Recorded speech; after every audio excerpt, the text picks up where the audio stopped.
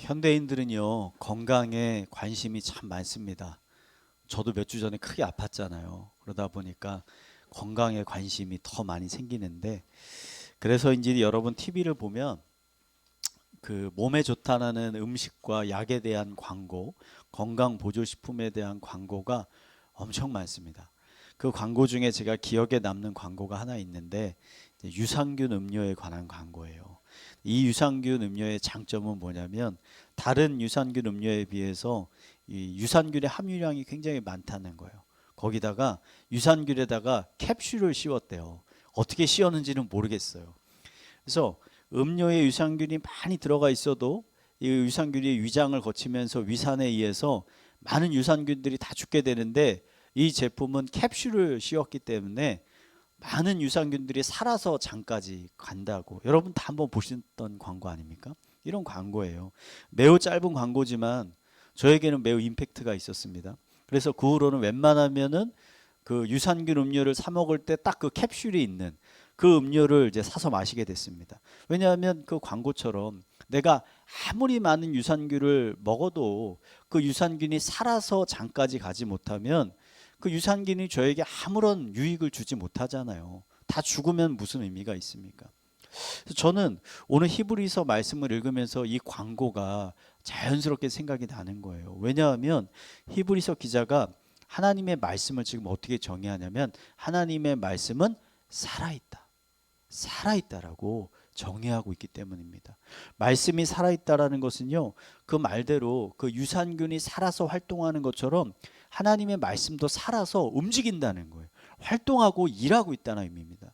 어떤 분들은 아니 목사님, 생물인 유산균과 책에 기록된 어떻게 문자 성경 글자가 어떻게 똑같습니까? 성경 말씀이 살아있다라는 것을 우리가 어떻게 확인할 수 있습니까? 이렇게 질문할 수 있어요. 여러분 유산균 음료를 이렇게 여러분 마시면서 그 안에 유산균이 살아있다라는 거 여러분 어떻게 아십니까? 여러분은 눈으로 딱 보면요, 알 수가 없어요. 그냥 우유보다 좀 더 찐득한 액체로 보일 뿐이지, 우리가 현미경으로 막 봐야 그 안에 뭔가 살아있다 발견할 수 있는 거죠. 그런데 이 음료를 우리가 마시다 보면 어떻게 됩니까? 뭔가 내 몸이 좋아지는 걸 느끼잖아요. 소화도 좋아지고 화장실 가는 것도 점점 좋아진다라는 것을 느끼게 되잖아요. 그걸 통해서 유산균이 살아서 내 장속 안에서 들어와서 뭔가 활동을 하고 있구나, 움직이고 있구나, 살아있구나, 이거를 우리가 깨닫게 되는 거 아닙니까? 여러분, 이 성경 말씀도 그런 면에서 유산균하고 유사하다는 거예요. 여러분, 성경 말씀을 우리가 겉보기에는 책에 그냥 적혀진 문자고 스마트폰에 있는 평범한 글들로 보일 수 있지만, 이게 겉으로만 봐서는지 살았는지 죽었는지 모르잖아요. 근데 어떻게 알 수 있습니까? 먹어보면 안다는 거예요. 먹어보면. 성경에는 말씀을요, 어떻게 비유하는 게 많냐면 음식으로 비유하는 게 참 많아요. 성경 말씀을. 그래서 시편의 다윗이 말씀을 읽는 것을 마치 꿀을 먹는 것 같이 달다, 이렇게 표현하고 있잖아요. 그래, 정말 하나님의 말씀이 살아있다면 그 말씀을 먹은 우리 안에 무언가 변화가 일어나기 시작하는 거죠. 그러니까 여기서 말씀하는 변화는 육체적인 변화를 의미하는 게 아니죠. 뭔가 영적이고 내적이고 인격적인 변화가 우리 안에서 일어나기 시작한다는 겁니다. 그래서 성경을 지속적으로 계속 읽고 묵상하면 우리의 생각의 변화가 일어나기 시작합니다. 우선은 여러분, 세상을 바라보는 눈이 달라집니다. 예전에는 어떻게 생각하냐면, 돈과 권력이 이 세상을 움직이는 거야, 이렇게 생각하는데, 성경을 읽어보니까 돈과 권력이 세상을 움직이는 게 아니라 하나님께서 세상을 통치하고 계신데요. 하나님께서 움직이고 계신데요. 그래서 돈과 권력에 집착하기보다는 이 세상의 진짜 주인이신 하나님을 내가 의지해야 되겠구나, 생각이 바뀌는 거죠.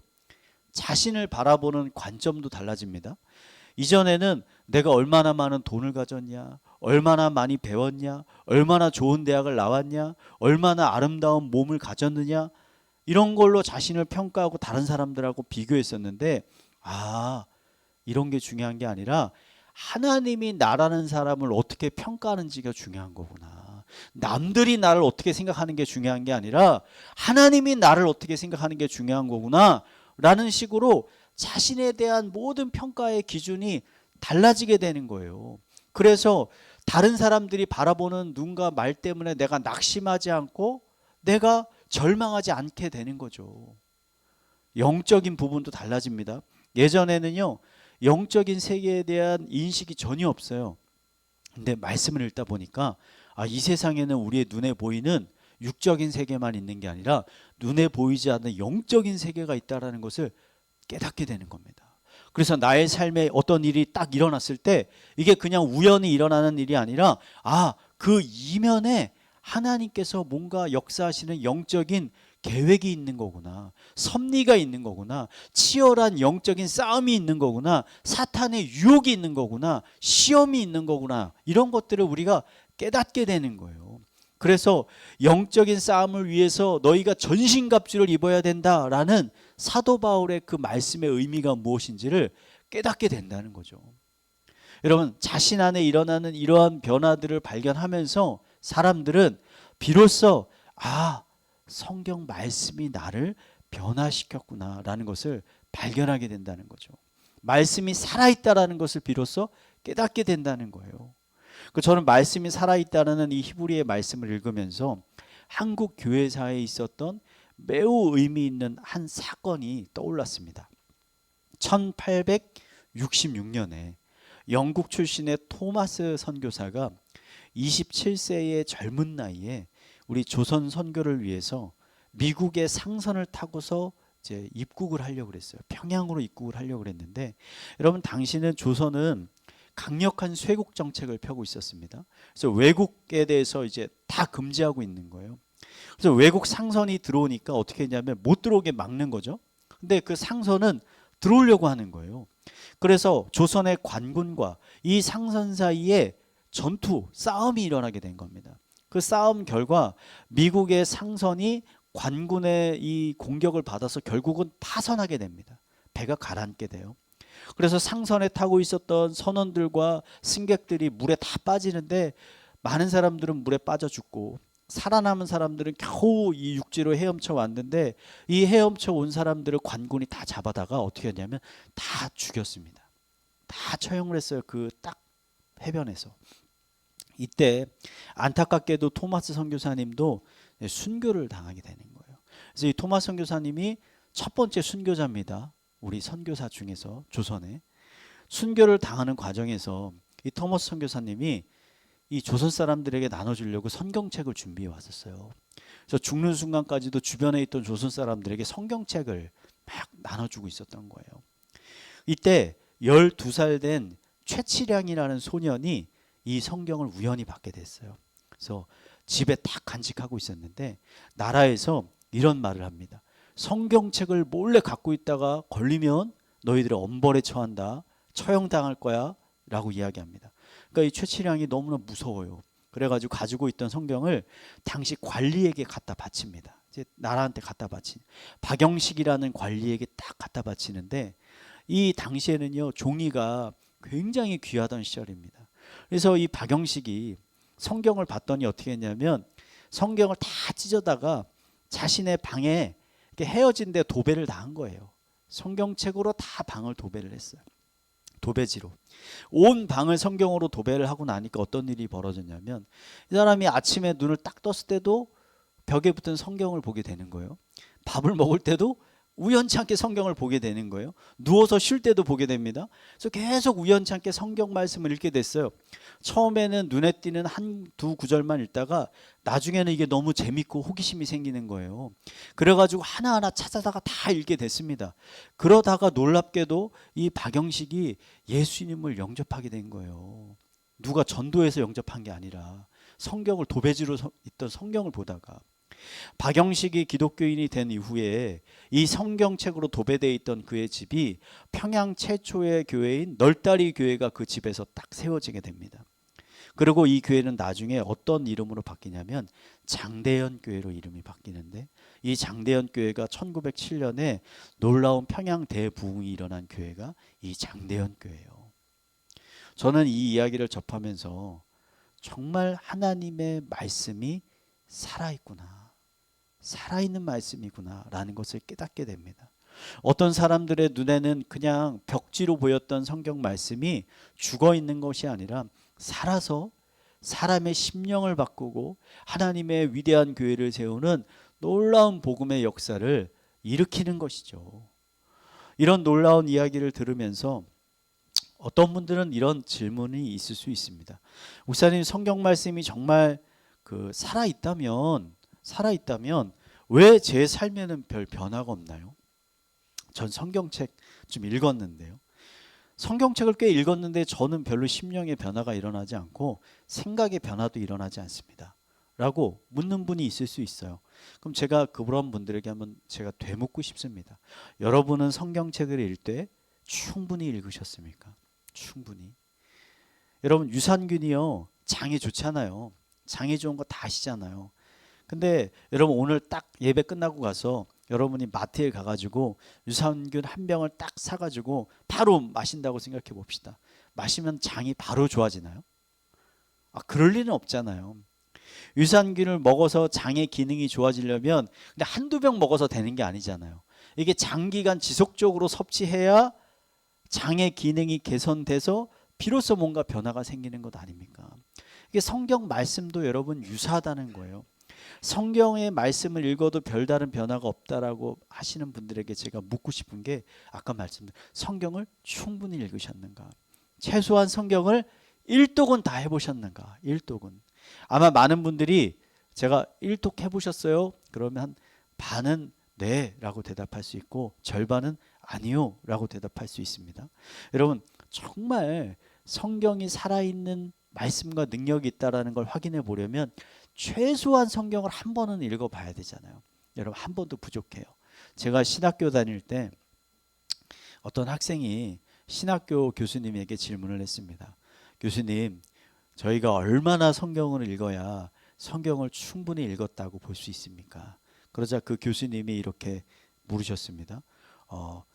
사람이 충분히 성경을 읽었다고 하려면 최소한 자기 나이만큼은 읽어야 되는 거 아닙니까? 이렇게 얘기해요. 여러분의 나이가 얼마쯤 됐습니까?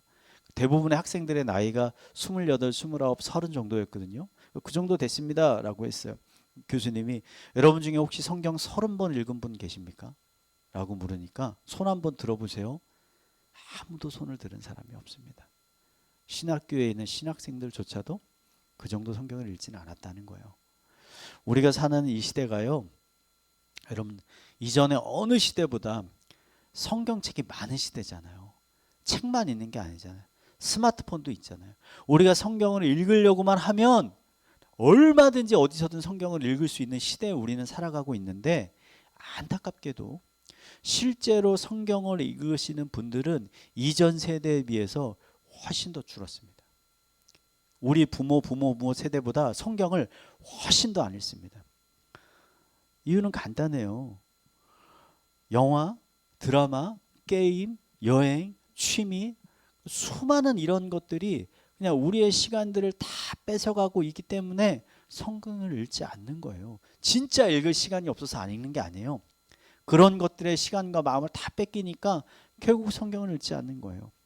여러분, 이 시대의 교회가 왜 점점 힘을 잃어가고 있는가?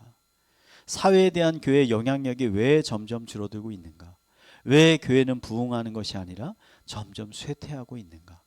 그것은 하나님이 힘이 없어서도 아니고, 하나님이 주신 말씀이 죽어 있어서도 아니고, 하나님이 주신 말씀은 여전히 살아서 능력이 있지만 우리 교회가 그 말씀을 충분히 섭취하지 않고 있기 때문에 우리가 힘을 잃어버린 것이다. 능력을 잃어버린 것이다. 여러분, 교회의 힘은 여러분 어디서 오는 것입니까? 큰 건물에서 오는 건가요? 좋은 시설에서 오는 건가요? 아니면 넉넉한 재정에서 오는 겁니까? 아니면 재미있는 프로그램에서 오는 겁니까? 여러분, 아닙니다. 교회의 힘은 능력의 원천이신 하나님께로부터 오는 거예요. 하나님, 아멘이십니까? 모든 은혜와 능력이 하나님께로부터 나와서 각각의 성도들에게 부어지는 거예요. 그 심령 안에. 근데 하나님께로부터 나오는 이 힘이, 잘 들으세요, 한 번에 부어지는 게 아닙니다. 이렇게 생각하시면 절대 안 되는 거예요. 우리가 매일매일 하나님의 말씀을 붙잡고 하나님께 나아갈 때 그때그때마다 하나님께서 우리에게 부어주시는 거예요. 그때그때마다. 이 원리를 가장 잘 설명해 주고 있는 사건이 여러분 광야의 만나 사건입니다. 잘 생각해 보세요. 이스라엘 백성들이 40년 동안 광야를 방황하고 있을 때 하나님께서 백성들을 먹이시기 위해서 만나를 내려주셨잖아요. 근데 이 만나가 여러분 정말 이상한 음식입니다. 왜냐하면 이스라엘 백성들이 있었던 광야는 어떤 곳이냐면 건조한 곳이에요. 매우 건조한 곳. 그래서 웬만한 곡식들은 거기서 어떻게 되냐면 그냥 두어도 몇 달을 두어도 상하지 않아요. 쌀이나 밀 같은 거 거기다 둬도 몇 달 지나도 전혀 상하지 않습니다. 근데 이 만나가 곡식이잖아요. 근데 이 만나는 하루만 지나면 썩는 거예요. 곡식인 만나가 하루만 지나면. 그래서 백성들이 매일매일 아침마다 새로운 만나를 주우러 나가야 되는 거예요. 그러니까 하나님께서 아니 처음부터 일주일 몇 달 동안 둬도 썩지 않는 만나를 주시면 얼마나 편해요. 잘 보관해 뒀다가 배고플 때마다 만들어서 먹으면 편하잖아요. 근데 하나님께서는 왜 그렇게 하지 않으셨을까? 그것은 하나님이 주시는 그 영의 양식은 한 번에 그냥 다 받아서 사용하는 것이 아니라 매일매일 하나님으로부터 공급받아야 된다는 것을 하나님께서 깨닫게 하신 거예요. 여러분, 일주일에 한 번 와서 예배드리고 말씀 듣는 걸로 충분하지 않다니까요. 그거는 성경이 말하는 법칙이 아니에요. 성경의 법칙은 매일매일이에요. 매일매일. 신약시대의 신앙생활이 본질적으로 여러분 이런 구약시대의 신앙생활과 다르지 않다는 거예요. 똑같습니다. 신약시대의 성도들도 거친 광야의 생활을 하고는 있지는 않지만 지금 교회를 대적하고 있는 세상 가운데 살아가고 있잖아요. 여러분 안전한 세상이 아닙니다. 지금 우리가 사는 세상은 교회를 대적하고 있다니까요. 교회를 무너뜨리기 위해서 성도들을 무너뜨리기 위해서 사탄의 공격과 시험이 어마어마한 세상 가운데 우리가 지금 살아가고 있어요. 우리가 잠시만 방심하면 사단이 와서 우리의 마음을 흔든다니까요. 유혹하고 쓰러뜨리고. 사단은 우리의 생각과 마음을 공격합니다. 때로는 우리의 건강을 공격하기도 합니다. 우리의 마음 가운데 두려움과 걱정을 심어주고 자존감을 무너뜨려서 우리를 절망과 낙심하게 만드는 거죠. 우리는 어떻게 이러한 사단의 시험과 공격을 여러분 이겨낼 수 있습니까? 어떻게 이겨낼 수 있어요?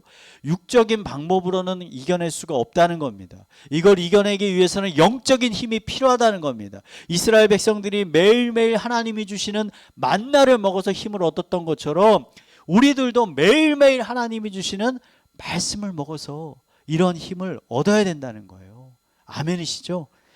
모세는 신명기에서 백성들에게 이렇게 말합니다. 우리 신명기 8장 3절 말씀 한번 읽겠습니다. 시작. 낮추시며 너를 줄이게 하시며 또 너도 알지 못하며 내 조상들도 알지 못하던 만나를 내게 먹이신 것은 사람이 떡으로만 사는 것이 아니요 여호와의 입에서 나오는 모든 말씀으로 사는 줄을 내가 알게 하려 하심이니라. 아멘. 지금 하나님이 광야에서 이스라엘 백성들에게 만나를 먹이신 이유를 지금 정확하게 얘기하고 있잖아요. 사람이 떡으로만 사는 게 아니라 여호와의 입에서 나오는 모든 말씀으로 살게 하는 것을 너희가 깨닫게 하기 위해서 만나를 주셨다는 거. 이런 방식으로 하나님이 주신 것은 분명히 눈에 보이는 먹을 수 있는 떡이었지만 하나님께서 이 눈에 보이는 떡을 주신 이유는 이 떡을 먹음으로써 그들의 삶에 찾아오는 모든 문제와 어려움을 이겨낼 수 있는 힘이 어디서부터 나온다? 하나님의 말씀으로부터 나온다는 걸 깨닫게 하기 위해서 그걸 주셨다는 거예요. 저는 우리들에게도 이런 모세와 같은 믿음이 생겼으면 좋겠습니다. 목사님, 정말 성경을 읽는다고 뭐가 달라질까요? 그냥 저의 지적인 것만 더 채워지는 것 아닙니까? 정말 저의 현실적인 문제가 말씀으로 해결될 수가 있습니까? 재정적인 문제가 해결될 수 있습니까? 깨어진 인간관계가 회복이 될 수가 있습니까? 가정의 불화가 사라질 수가 있습니까? 정말 달라질까요? 여러분, 성경은 뭐라고 말하면 달라진다는 거예요. 그 말씀으로 달라질 수 있다는 거예요. 반드시 달라진다는 거예요. 왜냐하면 하나님의 말씀이 살아있기 때문에. 살아있기 때문에. 하나님의 말씀은 살아있을 뿐만 아니라 또 어떻게 됩니까? 활력이 있어서 좌우의 날이선 검보다 예리해서 우리의 혼과 영과 관절과 골수를 찔러서 우리 마음속 가장 깊이 자리 잡고 있는 온갖 더럽고 부패한 모든 것들을 다 쪼개버린다는 거예요. 다 불살라버린다는 거예요. 뿐만 아니라 시편의 고백처럼 우리 시편 19편 7, 8절 한번 읽어볼까요? 한번 읽겠습니다. 시작. 여호와의 율법은 완전하여 영혼을 소성시키며 우둔한 자를 지혜롭게 하며 여호와의 교훈은 정직하여 마음을 기쁘게 하고 여호와의 계명은 순결하여 눈을 밝게 하십니다. 자, 이런 뭐라고 합니까? 말씀이 살아있을 뿐만 아니라 힘을 준다는 거예요. 힘을 우리의 영혼을 소생시키고 우리의 마음을 기쁘게 하고 우리를 순결하게 하고 우리의 닫혔던 눈을 이 말씀이 뜨게 해준다는 거예요. 그래서 이 살아있는 말씀을 우리가 먹으면 그 새로운 힘이 우리의 심령 안에 솟아나게 된다는 거죠. 세상이 주는 힘이 아니라 하나님이 주시는 힘이 솟아나게 된다는 거예요. 여러분 이제요, 오늘 28일이잖아요. 한 3, 4일 있으면 25년도 끝나고 26년이 됩니다. 26년. 여러분 대부분은 26년이 25년보다는 달라지기를 원하고 계시잖아요. 무언가 26년에는 이전보다 더 성장하고 더 변화하고 더 나아가기를 다들 바라고 계실 겁니다. 여러분에게는 여러분의 삶을 이렇게 변화시킬 수 있는 능력이 있으십니까? 여러분의 삶을 변화시킬 수 있는 능력이 내 안에 있습니까? 좋은 방법이 있으세요? 깨어진 관계를 회복할 수 있는 능력과 방법이 있으세요? 여러분 인간적인 능력에는 방법이 없습니다. 방법이 없어요. 근데 성경은 방법이 있다라고 말해요. 확실한 방법이 있다라고 말해요. 그것은 하나님의 말씀을 규칙적으로 섭취하는 거예요. 먹는 거예요. 그 말씀을 묵상하고 그 말씀을 가지고 기도의 자리로 나아가는 거예요. 25년에는 저희 교회에서 성경 통독하고 필사를 좀 했습니다. 필사. 26년에도 필사는 계속 할 건데 특별히 여러분 큐티에 우리가 좀 집중을 한번 해보려고 합니다.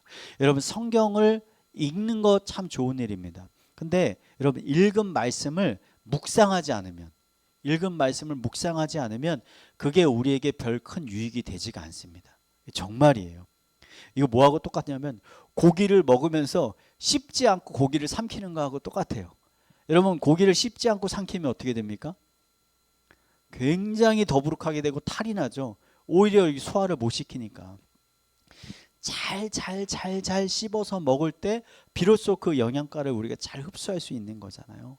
그래서 앞으로 26년에는 개인별로도 큐티를 하고 또 큐티한 것을 소그룹으로도 모여서 큐티 말씀을 좀 나누는 시간들도 많이 가지려고 합니다. 그래서 지난번 필사하신 분들에게 큐티 책을 선물로 많이 드렸잖아요. 혹시 큐티 책이 없으신 분들은 꼭 개인적으로도 구매하셔가지고 1, 2, 2월부터 큐티를 꼭 하셨으면 좋겠다는 생각이 듭니다. 분명히 여러분 매일매일 여러분 큐티 하시면 분명히 달라지는 게 있을 겁니다. 변화가 시작이 될 겁니다. 여러분이 하나님의 말씀을 소중히 여기고 그 말씀에 집중할 때 하나님께서 여러분의 모든 필요를 채우시고 모든 고난과 어려움 가운데서 여러분을 지켜주시고 구원하여 주실 것입니다.